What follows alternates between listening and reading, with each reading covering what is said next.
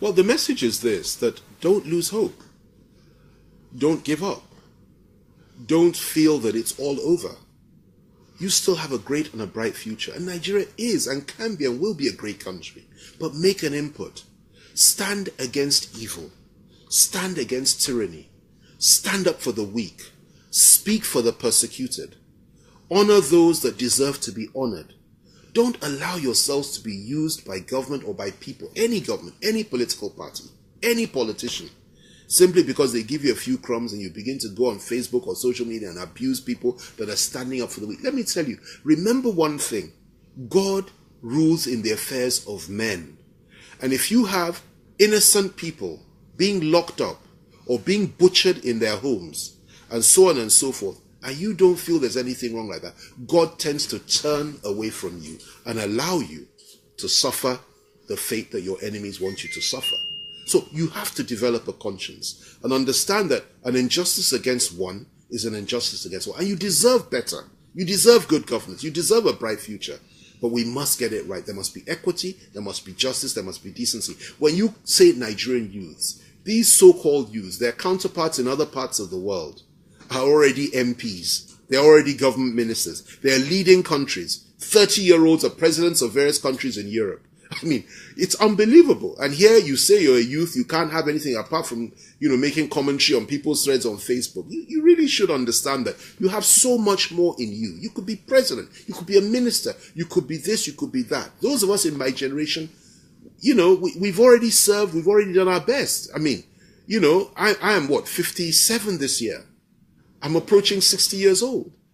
For goodness sake, I'm looking behind me and I'm asking myself, where are those that will come on board now? 30-year-olds, 25-year-olds. They have the strength, they have the virility, they have the power to make a difference. They should be on the streets protesting where something has gone wrong. And they should be on the streets commending where things have gone right. And where people are persecuted and killed, for goodness sake, go to any country in the world.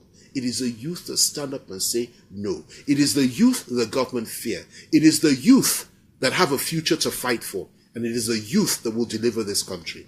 Sorry, I said that was my last question. But you see, when I was coming, I told two of my colleagues that I was coming to have an interview with you. Yes. And I said, if they have any question, they should send. And two just arrived now. Please permit me to take this. Go ahead. One of them is the 2018 election.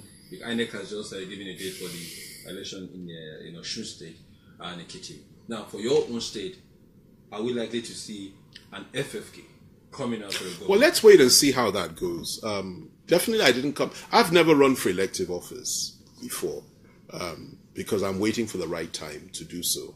I have my eyes fixed firmly on what I want to run for, and I promised myself I will never run for any other office. There are two offices I will eventually run for, and it's just a question of time.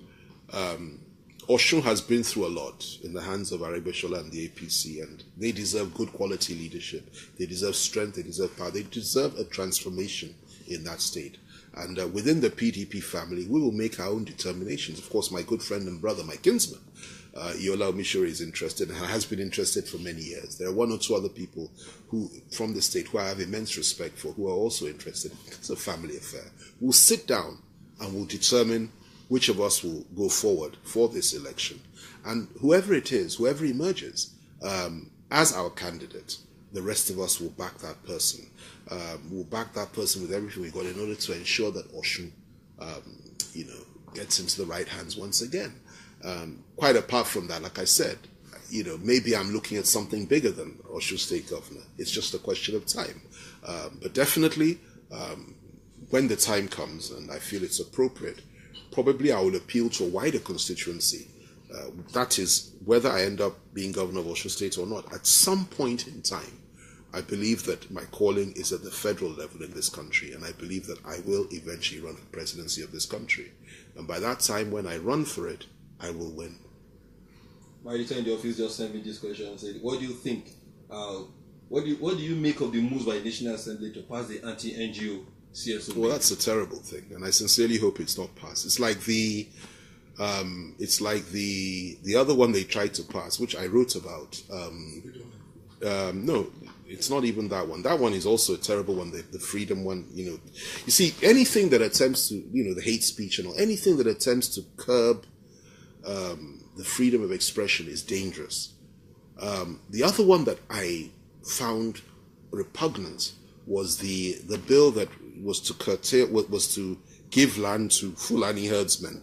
I forgot the name, grazing bill or something like that, which of course died because it was leaked out. The National Assembly, no, it's not there. It was a lie. It was there. I wrote about it, and it came out, and Nigerians said no, and it's died a natural death. I sincerely hope the NGO bill will die. If the NGO bill passes through, nobody will be safe. Churches, mosques, everybody will be under scrutiny. Everybody will be affected. NGOs will be under government control. Nobody will be safe. And if that happens, we are truly in trouble. And I pray it never happens. So like I said earlier, eventually I will run for public office in this country. Whether it's governor, president, or whatever, but I will run for office in this country. And when that time comes, I will win. Okay, that was, and you do know that the Kurumadu Committee, after the 2015 presidential election, where the PDP now decided to do a work and said, for the presidency, it recommended that she should be zoned to the north. And you were there to support your brother and friend, Fayose. How do you reconcile this as a party man, knowing that the party expects a presidential candidate? First of all, Fayose has the constitutional right to aspire to be anything he likes within the party. He's earned that right. The right is there anyway, but he's earned it because he's risked so much, more than most other people and stuck his neck out for the PDP and for the Nigerian people. And I have immense respect for him and I have immense affection for him. He's a man of courage and strength. He has the right to aspire. It's his constitutional right. Okay? And he can do so within PDP or outside PDP. It's entirely up to him, his choices. He makes his choices at the time he chooses to make them. I am his friend. And I never, ever, ever, ever turn my back on friends. If my friend says he wants to do something, it's my duty to say, I will stand by you in your aspiration. Because you've proved yourself to be a true and loyal friend. And that's why I was there. Fayose is somebody that when I was in detention, he came to see me.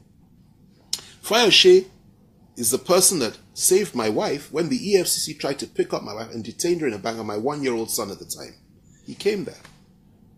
And he ensured that she was not humiliated and locked up for no reason, for nothing. Up till now, nothing has come of it. Nothing. They never invited her. Just to spite me. Fayose stood up against that injustice and tyranny. Tyranny against a 1-year-old and a young lady simply because she was my wife. Okay? Fayose stood by me. Which other PDP person came there? Which other PDP governor would have done that? And you now say because of a zoning ring, I shouldn't stand by my friend. I'll stand by him any day, anytime. That's number one. Let me also say this. When it comes to zoning, he said without prejudice to whatever happens at the convention. He gets to the convention and people sit down and prevail on him and say, look, this is what we agreed. Why don't you reconsider? He may do so and support somebody from the north. We may all do so. And most important of all, nobody from the north has come out publicly to say he wants to run. When and if that happens, then we look at it and say, okay, fine. But a year or 1.5 years before an election, presidential election, in a country of 180 million people, nobody has come out to say they want to be president in this country from the north, because they're all scared of the government and of the president, that they will be harassed, they will be this. A few have been moving around quietly and covertly. Nobody has launched their campaign. Nobody has come out publicly to declare an interest to be president.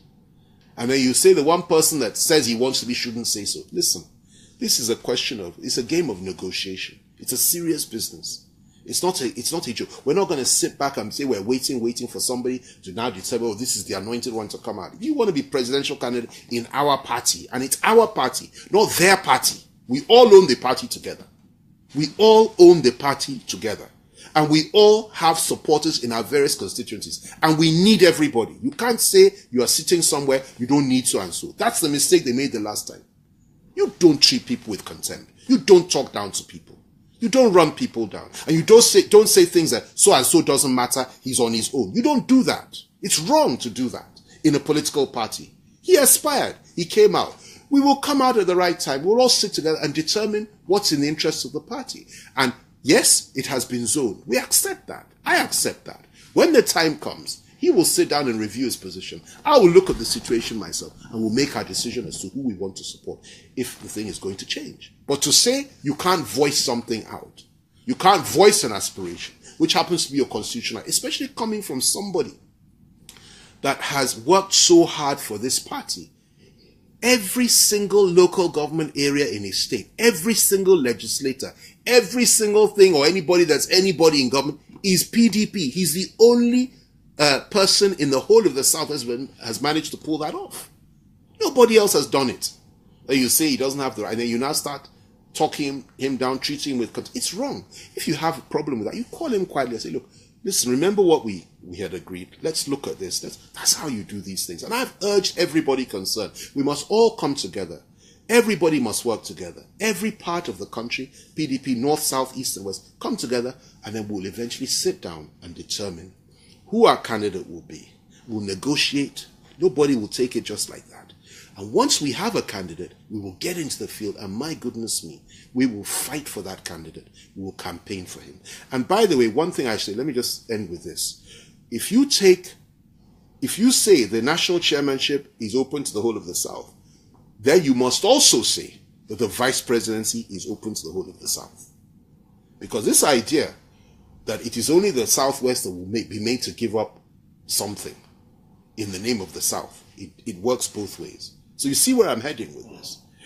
If we don't get the presidency in the South, if we don't get the presidency or the chairmanship in the Southwest, it gives us the right and the opportunity to make a claim for the vice presidency. Right now, as we speak, many believe the vice president should go to the Igbos. And you know, I have a soft spot for the Igbos. My wife is Igbo. I love the Igbos. I've spoken for the Igbos, and I will always do so because I think they're deeply courageous people that deserve to be supported, and they've suffered probably more than any other group in this country. So I'm a great Igbo person. I love the Igbos. But we must sit down and look at these things. We must agree on these things. Whatever it takes to ensure, whatever formula that we can come up with that will ensure that President Buhari and the APC are swept out of power in a free and fair election in 2019 is what we need to do. And we need to have everybody on board. The Igbos, the Yorubas, the Niger Deltans, the Middle Belters, the core Northerns. We need to bring everybody on board and make them feel part and parcel of this party in order to be able to achieve that. That's the challenge that we're facing. And that, by the grace of God, is what we will do.